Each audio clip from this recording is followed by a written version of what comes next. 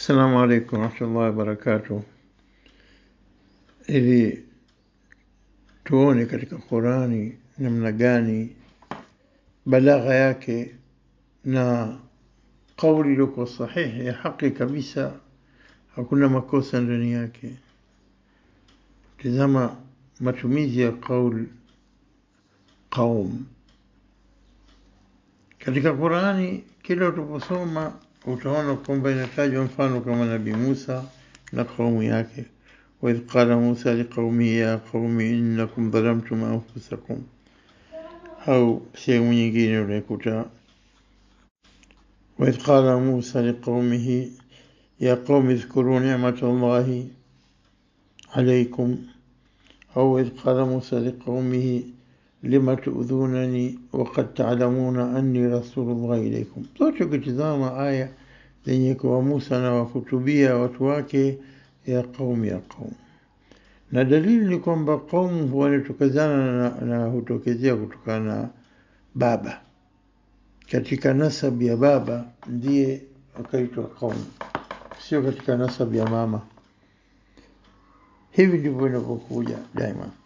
Hata pia Nabii Ibrahim pia alipoambia watu wake katika kuonesha kwamba upotofu wao kwa kuabudu mwezi au jua au nyota, aliposema falamma raa shamsa baziqatan qala hadha rabbi hadha akbar, alipoona jua limetokeza uzuri kubwa linang'ara, akasema huyu Mola wangu mlezi, hii kubwa zaidi. Falamma afalat, ilipoondoka magharibi, qala ya qaumi inni bari, qala ya qaumi, watu wangu, inni bari'un mimma tushrikun.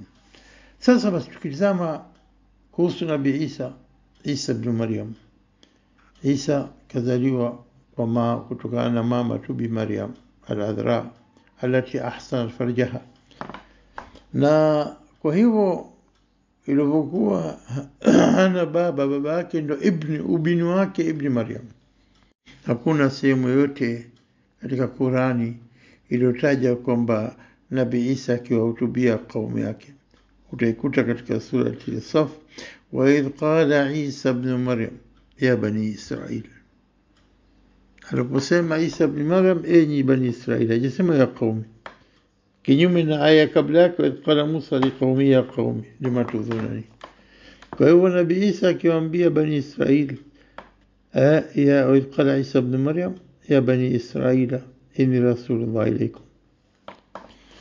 Tayib, dalili pia kwamba kaumu ni kwa ajili ya upande wa wanaume tunaikuta katika surati Al-Hujurat,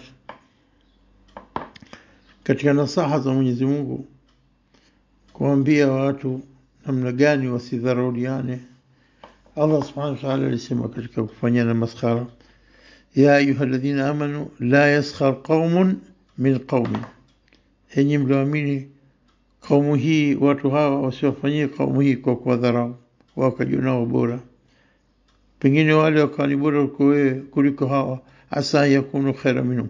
Halafu akaja wala nisaun min nisa, ina wala wanawake wasiwafanyie maskhara au kuwadharau wanawake wenzao, asa an yakunna khaira minhunna. Hii dalili kwamba wanawake wametolewa katika kauli ya qaum kwa kutajwa peke yao. Naam, kwa hivyo hii ni katika jumla ya balagha ya kuonesha utukufu wa Qurani kwamba hata kauli kama hii qaum ina maana yake iliyokusudiwa hasa. Shahada, wallahu alam.